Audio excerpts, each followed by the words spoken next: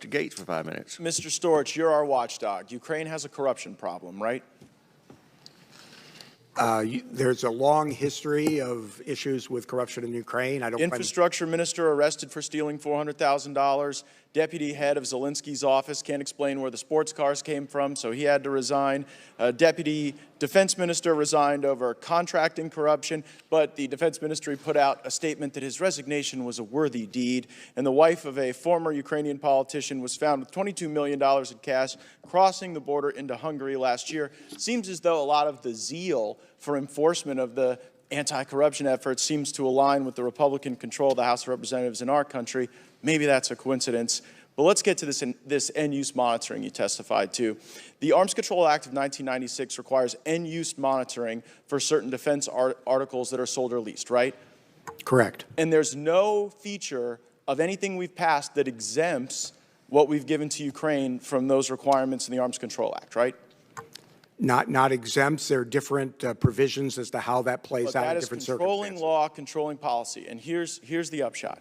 As you testify here today, you cannot testify, truthfully under oath, that the DOD has complied with the policy and law regarding end-use monitoring during all times of this conflict. Isn't that right?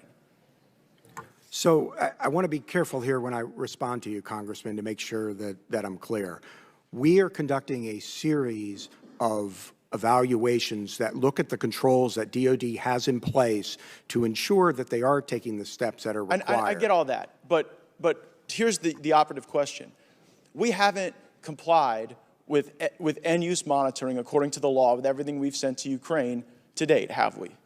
So our 2020 report, which is our last public report on this, made a number of recommendations. All of those have been met. I know, but you're sort of dodging the question. You cannot testify that we have complied with the end-use monitoring requirements at all times during this conflict, can you? So we have an ongoing evaluation right now. I get that it's ongoing. I'm looking backwards. You cannot testify that everything is complied with the law and the end-use monitoring, can you? So some of that gets into the classified report that we issued previously. But I think everyone watching this can see that if you could testify to that, you would. You're citing a classified report. I don't know why that report's classified. I think the American people deserve to know if this 1996 law is being followed or not. You can't testify that it is being followed, and so I think they can draw reasonable conclusions from that. Do we have, Dr. Call, do we have DOD personnel in Ukraine now? We do. We have a couple dozen at the embassy. Other than the embassy, any other personnel? Nope. How about CIA? Are they training folks in Ukraine? Not going to talk about that in an unclassified setting. Happy to talk about that further in the classified briefing. Is the Azov battalion getting access to U.S. weapons?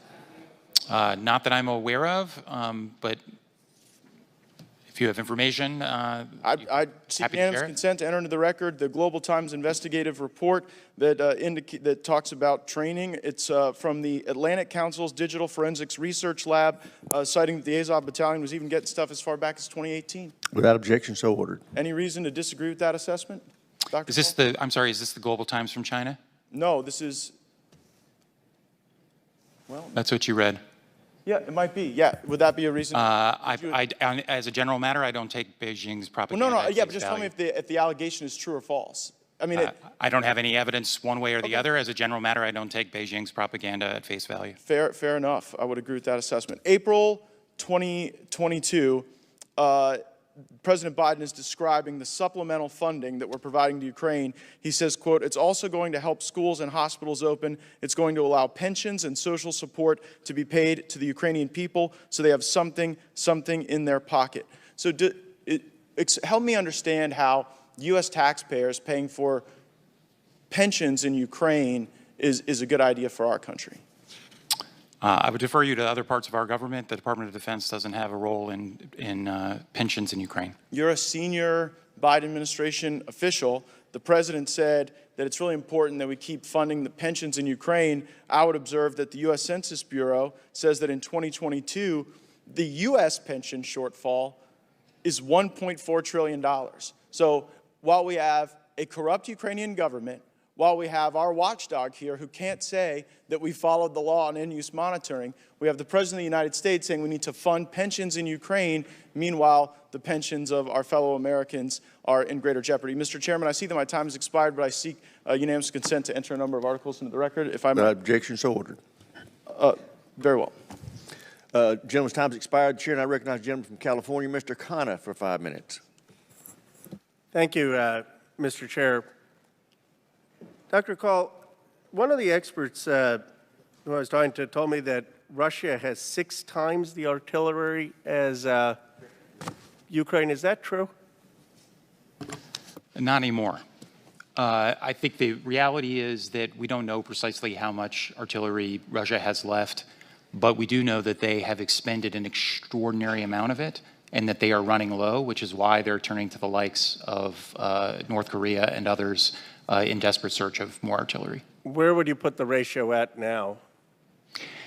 It's hard to say. We could talk more about this precisely in the classified setting, and a lot of it also depends on the assumptions you make about the viability of ammunition that Russia has had in storage for 40 or 50 years, going back to the Soviet days, so it's a little bit of an art rather than a science. I do think the Russians continue to have artillery, but they are suffering tremendous shortages at the front of artillery, which is why they're turning to countries like North Korea.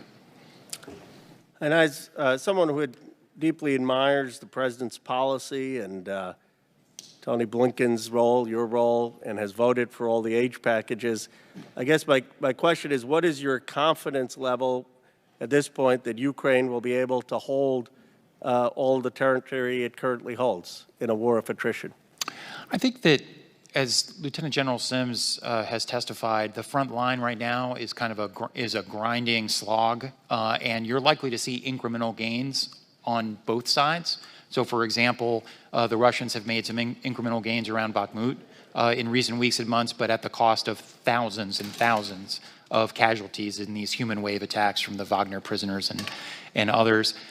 So you may see small portions of territory change hands in the coming weeks and months. I do not think that there's anything I see that suggests the Russians can sweep across Ukraine and make significant territorial gains anytime in the next year or so. And we are making sure the Ukrainians have the capabilities to stop them from doing that, while at the same time giving them the capabilities to go on the offensive themselves to claw back more territory.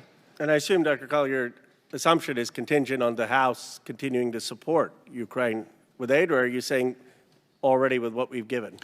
No, I mean, well, so first of all, the House, the Senate, the American people have been extraordinarily generous. We've spent about $31.7 billion in security assistance over the last year. We have about $12 billion remaining from the money that you all provided at the end of last year for the remainder of this fiscal year. It is true that Ukraine continues to depend on assistance from the United States and our allies and partners, and that will be true for some period of time. So yes, if the world walked away from Ukraine, then the balance would tip in Russia's favor, but there is no reason to believe. And how many more rounds of aid do you expect? And I say this as someone who supported him and wants to continue to support him, but just in terms of the American public, how many more times do you think Congress needs to provide aid? You know, it's difficult, and it's difficult because we don't know the course and trajectory of the conflict. The conflict could end 6 months from now. It could end 2 years from now or 3 years from now. I think the president has said that the United States will continue to support Ukraine for as long as it takes. I think we've had a good conversation today about why that's in the vital national interest of the United States. So I would hope that Congress would continue to be supportive. But we should only come and ask for what Ukraine really needs. And as this conversation has said, what we can account for and demonstrate to the American people is actually benefiting our interests. And what do you think at the end is the end game? I mean, obviously we talk about a just peace. What does that look like to you, and how do we get there? Well, of course, Ukraine has detailed its principles for a just peace. We just had more than 140 countries in the UN General Assembly essentially ratify their approach. I think a just peace would involve Russia withdrawing from the territory that they have illegally occupied from Ukraine. But ultimately, the Ukrainians are going to be the ones that determine what peace settlement is acceptable or not. Our position has been to make sure that at whatever point they enter into those conversations, they do so from a position of strength. Thank you, Mr. Chairman.